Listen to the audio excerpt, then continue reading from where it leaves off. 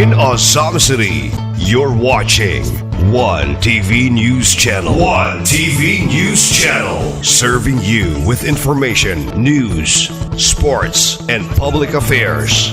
One TV News Channel. One TV News Channel. Serving you with love. Ang telebisyong pangmasa. One TV News Channel. One TV News Channel.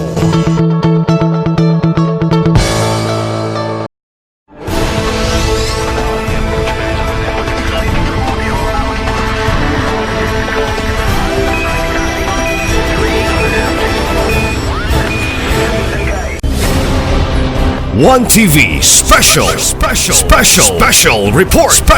report.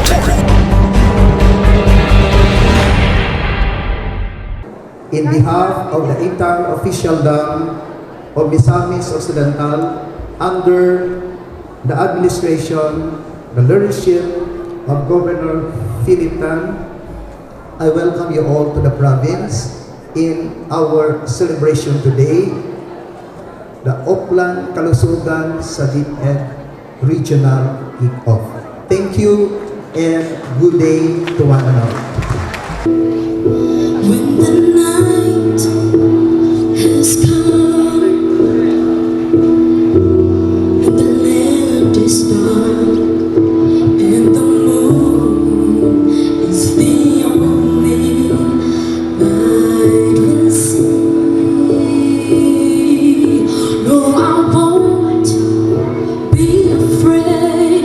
No, I won't be afraid.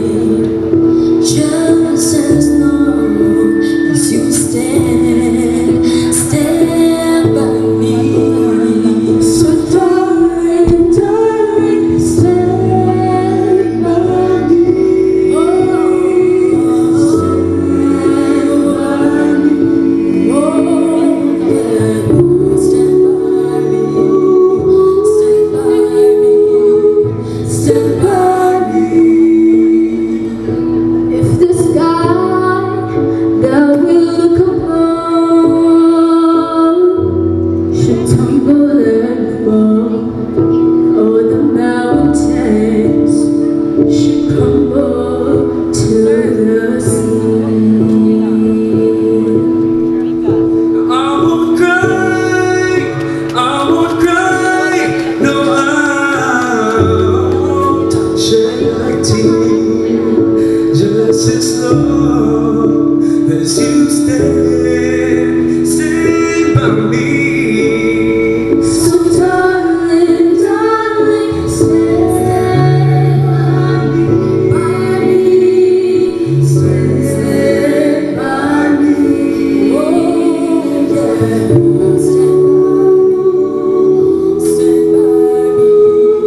Stand by me. Whenever you're in trouble, won't you stand by me? Stand by me. Oh, yeah.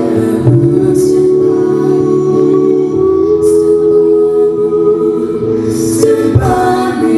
So darling, darling, stand by me.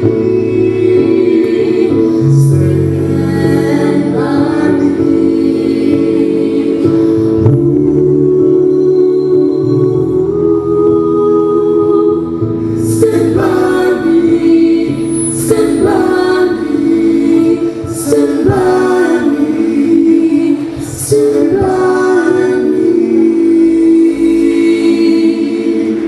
Would you please join me in welcoming Oroquieta City Mayor LEMUEL, MEYRICK and ACOSTA.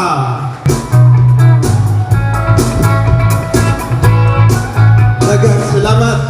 Maayong buntag Oroquieta. Kulban ko gamay, abi na kong pasayawon ko. Manay pundo ko. Dili mahimo kung dili nato una pakpakan ang atong Ginoo sa ato ang activity karon. Mga nang sa kanunay dili sa Oroquieta moingon may God is good and all the time. Again, maayong buntag, no? Atong pakpakan ang atong regional director sa DepEd, Director Art. ang representante sa atuang pinanggang gobernador, akong panyero, always be, Vice Mayor ALOTA, atong pagpakan, ang mga konsihal sa Dakbayan sa Oroquieta, na si Councilor Donna, among chairman sa Committee on Education, na si Councilor Art, ang atong chairman sa Committee on Health, atong pagpakan, and of course, ato ang host division, si Sir Edwin, atong pagpakan, Oroquieta. Ug dili nako kalimtan ang akong pinanggang asawa nga tuwa sa luyo. Tindog day para makita tanan ikaw ra gyud akong asawa. Ang ato ang school superintendents, tanan-tanan mga bisita, maayong buntag. No? Kaganina, naingon na tanan ni Panyero Vice Mayor ALOTA. Una pa day ko mo ato sa pagpakan ang quartet, no, kanta sa Stand By Me. For the information of everybody, I requested the quartet to sing that song during my oath taking, no? Stand By Me. You know why? In request ko nila nga kantahon to, in every administration, in every new programs of the government, we need to let our people understand the purpose and the reason of each program. Am I correct? And people don't normally understand the purpose of every program. Usahay, mag-ingon sila, kusik-kusik lang na. Usahay, mag-ingon sila, overlap lang na sa isa ka institution or organization.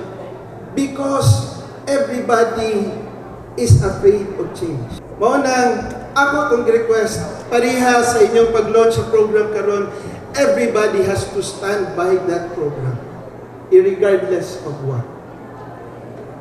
Matingala-tingali ang kadaghanan, ngano ang DepEd musulod ani panglawas. Naman ang Department of Health. Pero the byword today is convergence. The byword today, so that we can stay competitive, is a holistic approach of everything. We cannot create or mold our people to become better Filipinos, better Misamisnons, better Oroquetanons, if we cannot mold them in a holistic approach. We cannot only train them and arm them with educational background, gikahinanglan ato silang armahan sa tanan nilang gikahinanglan para makakompete sila as productive citizens of this republic. Mao tingali ng gihangyo nato ang tanan. Not only DepEd, not only the local government units, to include everybody to stand by this program.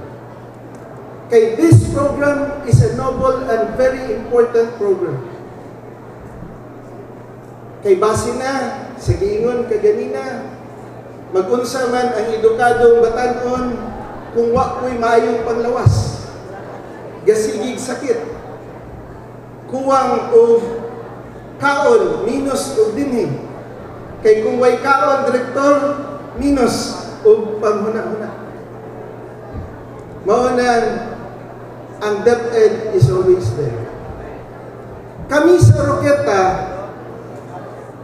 Oroquieta, paglingkod na ko, akong giingnan ang tanang ahensya, nasyonal o lokal, i-share na mo ang resources tanan. Kay simple lang ang atong mandato sa ato ang mga katawhan. Wala nagmayor si LEMUEL ACOSTA kay gusto siya musikat. Wala nagmayor si LEMUEL ACOSTA kay gusto kong makadawat ng award or mailhan ko sa tanan. Ingon ko, nagmayor, nagkonsihal, nag-vice mayor akong kauban kay gusto ming mulambo ang Oroquieta, kuyog sa Region 10, kuyog sa probinsya sa Misamis Occidental.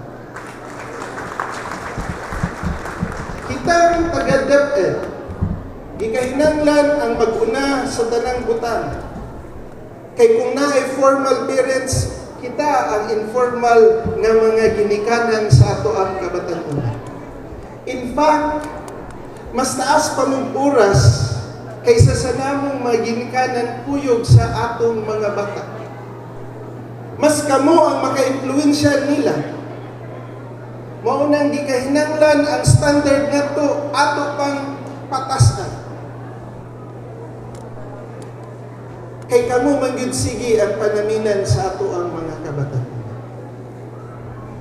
Mao nang ang amo nilang bilin sa local government unit ug akong hangyo sa tanang stakeholders, most especially to the parents, to stand by Deped and its programs. Dili lang sa panahon nga mag-launch ta, susama niini na naay fanfare, tuyok-tuyok, naay media, naay booth, naay kaon, naatanan. Pero akong hangyo, ikinabuhi na to ang tanang programa sa gobyerno. Kaya ang programa sa gobyerno makaayo para natong tanan. Dili mahingo nga after this one, after we go home, moingon lang ta, lingaw kayo Miss Oroquieta, lami ang pagkaon dito, lami ang booth dito, lami kayang lansones gihatag sa kamigin, napuno og sulom ang amo ang lamisa ni direktor.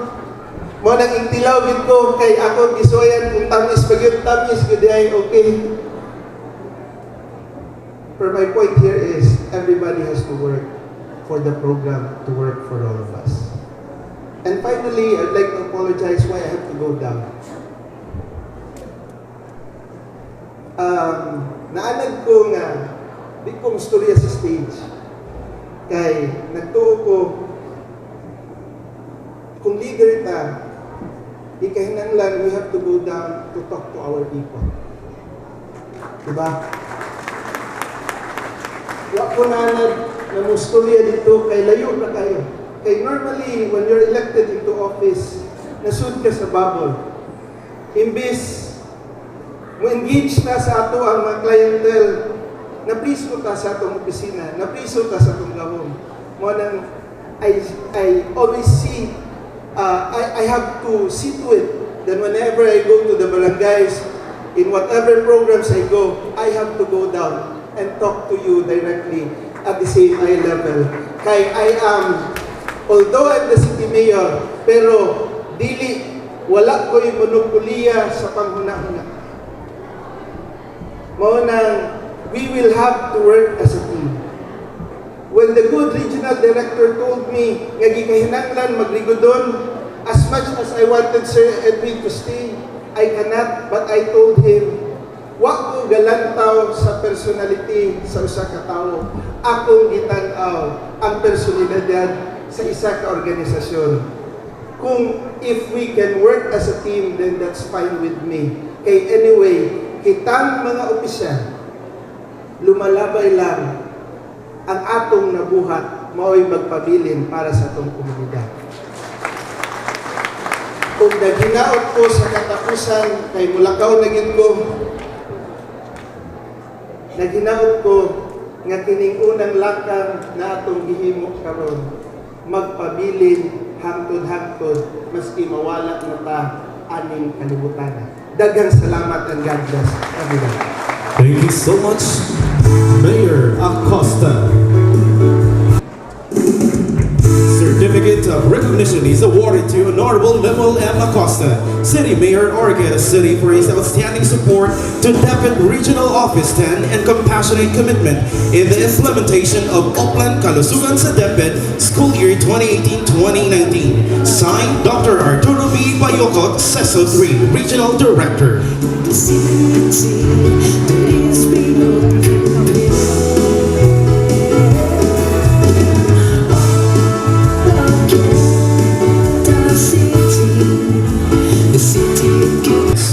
This traditional dance honors the Santo Niño who saved Pandacan in Manila from being pulverized by Spanish troops in colonial times. The name of the dance is derived from a vernacular which means beautiful, a word which devotees to the Santo Niño believe is an apt description of the dance. Friends, ladies and gentlemen, the select students of MONHS Senior High School, we bring you Buling Buling!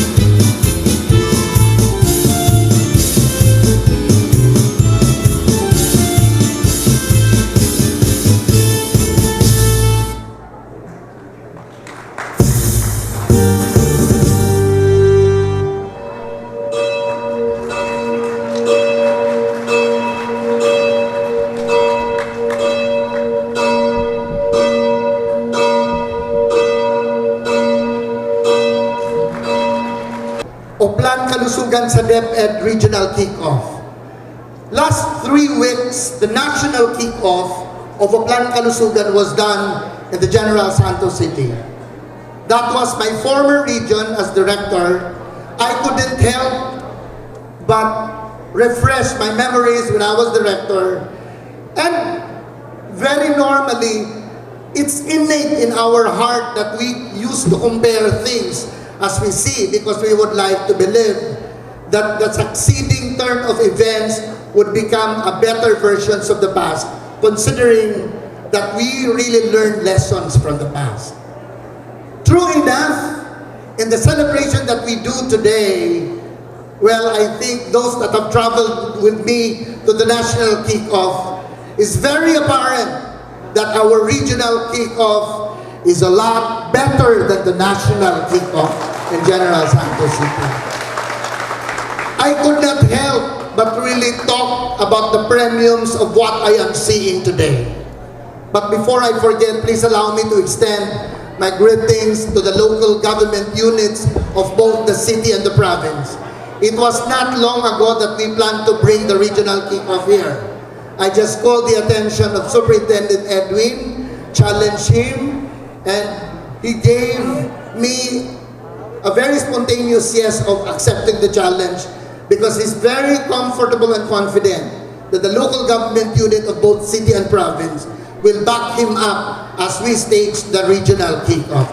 And you saw how it was opened very fabulously and fantastically. So may we acknowledge, although he has just left, the Honorable and Dynamic City Mayor, MEYRICK ACOSTA. Let's give him a big round of applause. The Honorable Vice Mayor George Almonte, even if he's not around. All the officials, the city councilors of Oroquieta City. Of course, in attendance are our representative chairs of the committees on education and health. My very good friend, ALOTA, now Provincial Administrator of the province of Misamis Occidental. You know, you could not really tell what's going to happen in your career, because fate would bring you where you are deserving.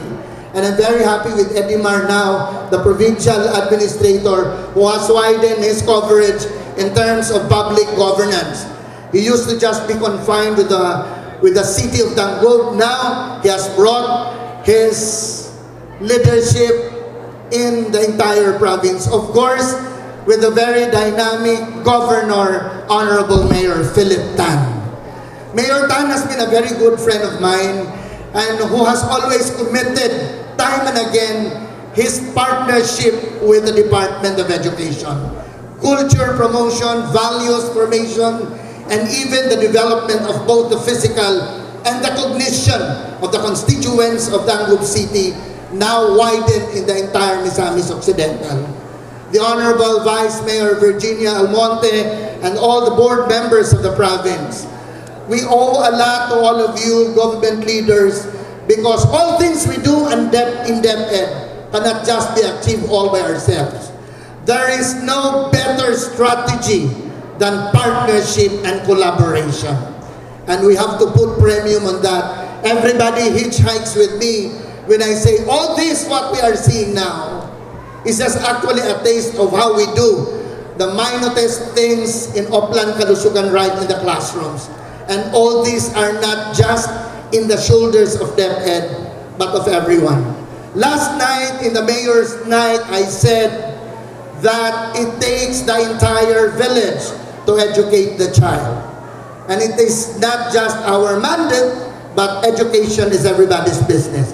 We are very happy that our government leader partners have always been there, available the time we need them. I also would like to acknowledge the support of the entire DepEd family of the regional office. May I request all my supervisors and staff, specifically, with special mention, the Health and Nutrition Division of the region. May we all request all the chief supervisors to please stand for recognition, the admin and the rest. Palakpakan po natin sila. Ang inyong paglalakbay, kasama po ako ay isang patunay na kayo po are very concerned about the programs we do, not just in the offices but of the classrooms. Thank you very much. Marami po nag-iisip, what do I do as a chief, for example, in field technical assistance and quality assurance division, or even in finance, that handles the financial operations? What has it got to do with teaching and learning in the four walls of the classrooms? You know, in Deped, I always say this, in all positions we occupy, whether it's just a simple clerical job, they always have a connection towards teaching and learning. Sa pagtuturo ng mga guro at sa pagkatuto ng mga bata. Maybe the connection is not that immediate, but there will always be a connection. I don't have to give examples because that is very self-explanatory. If I do clerical job in a small office in the division, and I treat a teacher who visits my office very well, fair enough, and the teacher is satisfied with what you do to him or explain to him, then the teacher goes back with a very inspiring and motivating heart. And in effect, he will deliver his teaching that day better. Why? Because of that frontline staff that treats the teacher that visits the office. You see, there is still a connection. If it was a lousy treatment, then the teacher goes home with a heavy heart. And how could he expect him to deliver good teaching when he has frustrations and disappointments because he was not treated fairly when he visited the office? I just emphasize a little bit about that connection, which probably is very far to think about, but now we are seeing, yes, there is a connection. I also would like to greet all the division superintendents. May I request the 14 superintendents and 15 assistant superintendents to please stand for recognition. Palakpakan po natin sila. Sila po ang mga leader ng DepEd, 9 cities and 5 provinces. Thank you very much. You know, it really gladdens my heart sitting down there, looking at the backdrop, seeing a puzzle that constitutes Northern Mindanao. I could just imagine that the region is never complete without a single puzzle piece put in the puzzle.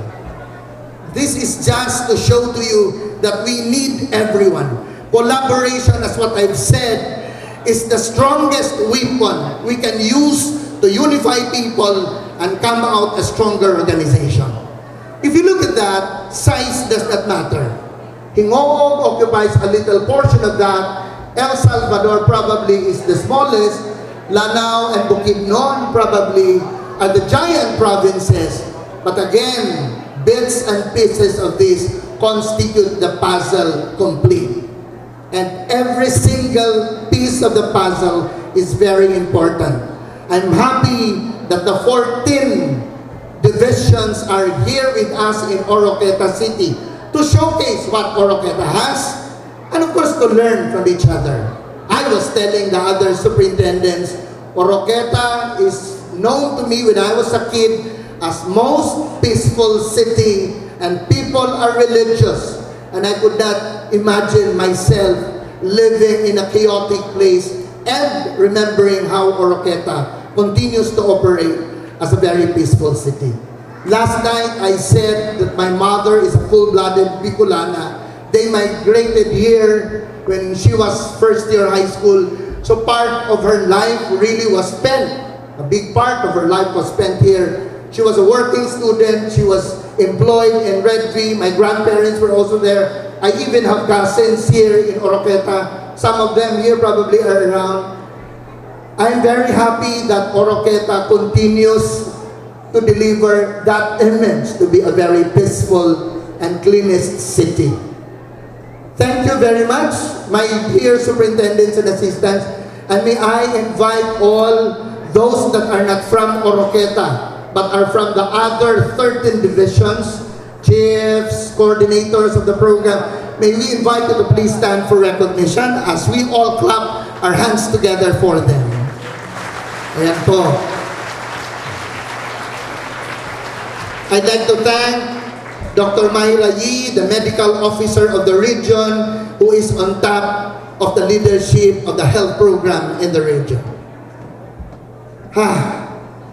Gusto ko sanang isa-isahin talaga ang mga nasa isip ko upang mabigyan ng pagpupugay at pagpupuri ang lahat ng mga palabas na napanood natin ngayong umaga. It was so meaningful. It had lots of fabulous performances, but the message conveyed is still that very strong. That, hey, health is really our wealth. If you lose your money, God forbids, if your house is burned, all these material assets you have are just the ones lost. But if you lose your health, you lose everything you have. That's why a man who sacrifices a lot of his health to earn $1 million and became a millionaire is not really giving the true essence of success, because it has to be in the body. May kasabihan tayo na natay na dungog nga maningkamot para muasinso at the expense of the health. And now that you have all the products of your hard work, you realize that the body is already failing. And you spend all the money you have to restore the health you used to have. But kadalasan, kinukulang pa ang naiipon mo upang maibalik mo ang lakas. Ladies and gentlemen, we have to strike a balance. I'd like to put premium on what Henry Ford is telling. You know Henry Ford? An industrialist, a business magnate who is the founder of Ford car companies. Kaya sumikat siya. What did he say? Coming together is a beginning. We have come together in many events, not just of Deped, but in all kinds of activities, in all walks of life. That was a beginning, but the journey would not stop there. Yes, it may be a big step, but remember that it is just the beginning. I'd like to borrow what Mayor ACOSTA was saying, na sana hindi po magtapos ang ating pagdiriwang sa Oplan Kalusugan sa pamamagitan ng isang malikhaing palatuntunan na ginawa natin. Kasi more than what we show today, the real challenge is how we deliver these programs of health in Deped right there in the classrooms where the major clients our learners are in. If you look at the sides, there is their SBFP, the school-based feeding program. We were product. Marami sa atin produkto ng curriculum na may mga Nutriban. Ang lalaki ng mga tinapay na binibigay sa ating libre. May pabigay pang gatas. Sana yan ngayon? When I was a classroom teacher, I was very sad as far as feeding is concerned. Walang pondo ang DepEd for feeding.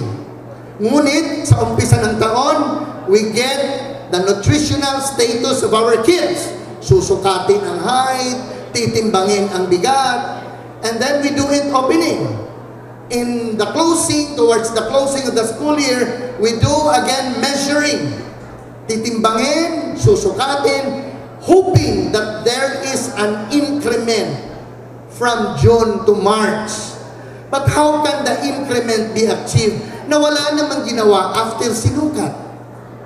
Sir, feeding, yes. But where are the foods to be served in feeding? O kami sa una, abtik yung kaime. Remarks, ANP. My mother was a principal. I was under her. I was asking her, sa kunang ANP mga ipabutan?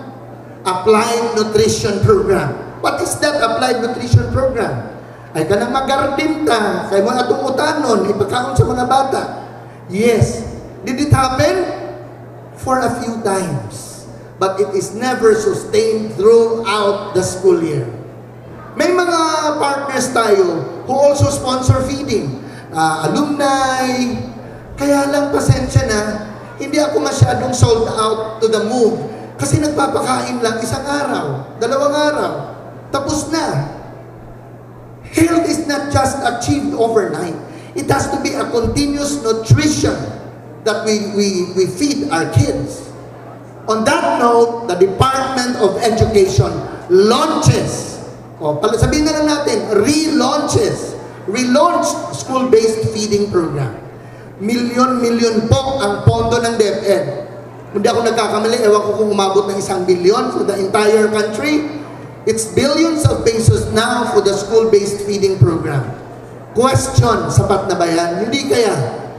Para sa ating mga partners in the local government units, ang feeding po ng DepEd ay hindi pang kalahatan. We don't feed everyone. Sometimes it breaks my heart for someone who is a recipient of the feeding, enjoying eating while the others are just looking at the one eating. Is that fair? Well, budget says it is fair. Kasi ang pondo ng DepEd is just to feed the severely wasted and the wasted children. The nomenclature used, wasted, is just undernourished, malnourished. Yun lang sila. In the region, for example, we have 1.4 million enrolled for this year from kindergarten to grade 12. ONETv special report.